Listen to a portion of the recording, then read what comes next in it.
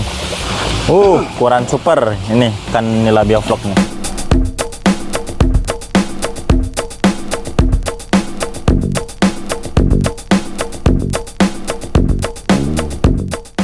Sistem bioflok tidak hanya dipakai untuk proses budidaya ikan lele saja, namun nyatanya sistem yang satu ini juga digunakan untuk proses pembudidayaan ikan nila lantaran banyak sekali keuntungan yang bisa didapatkan.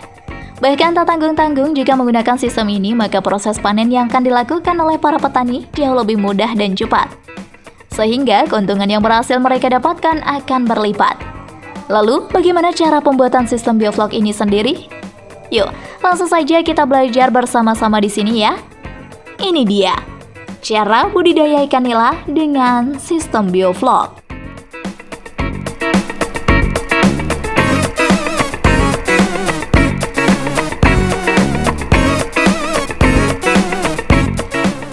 Sistem bioflok pada nila.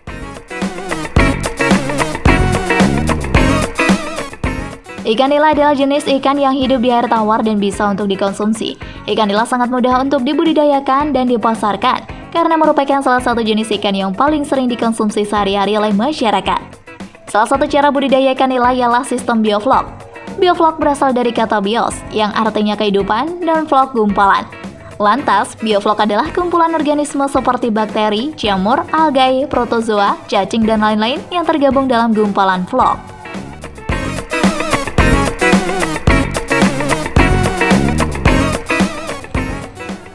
Komponen dasar sistem bioflok.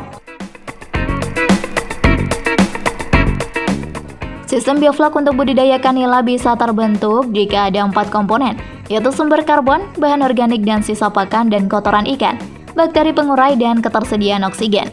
Proses pembentukan bioflok terjadi melalui pengaduan bahan organik yang terdiri atas aerasi.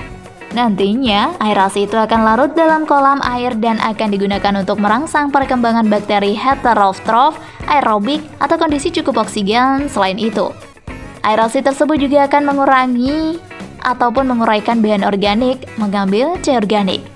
Proses selanjutnya yaitu menyerap mineral seperti amonia, fosfat, dan nutrien lain yang larut dalam air. Dengan demikian, bakteri yang menguntungkan akan berkembang biak dengan baik. Bakteri-bakteri ini akan membentuk konsorsium dan terjadi pembentukan flok.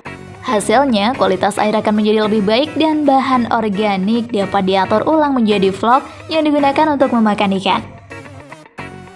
Lantas, bagaimana langkah-langkah budidaya dengan sistem bioflok ikan nila?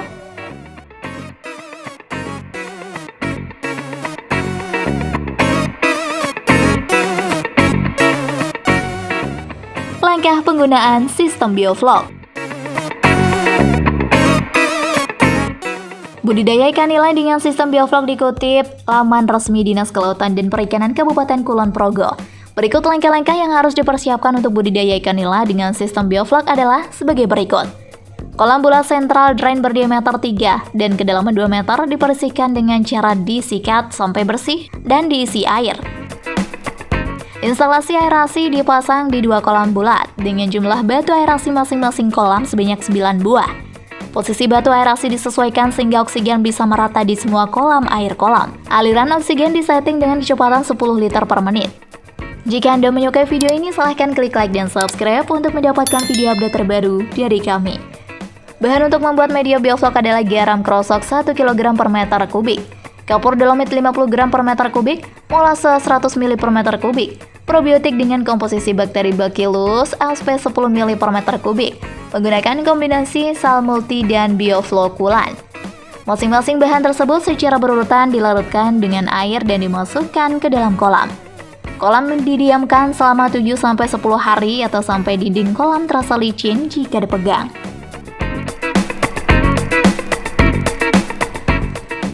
Perhatikan kualitas air.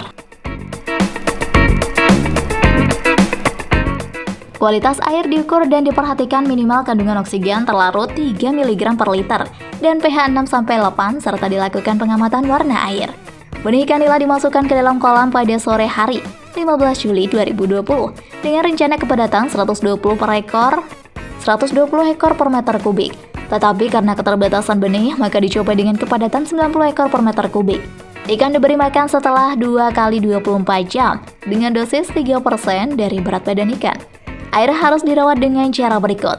Dilakukan penambahan molase dan probiotik jika kadar oksigen mendekati 3 mg per liter.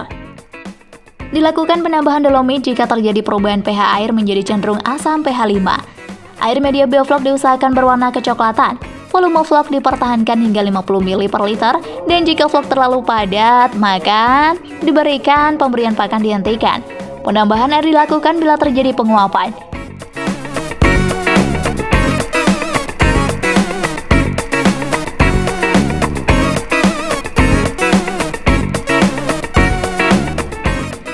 Keuntungan sistem bioflok pada ikan nila.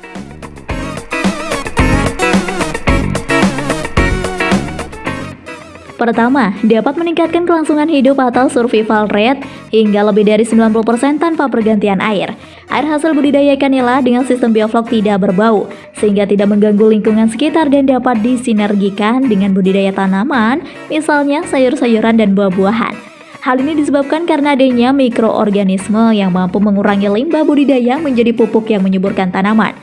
Kedua, Feed Conversion Ratio atau FCR, atau perbandingan antara berat pakan yang telah diberikan pada satu siklus periode budidaya dengan berat total biomas yang dihasilkan pada ikan nila, mampu mencapai angka 1,03.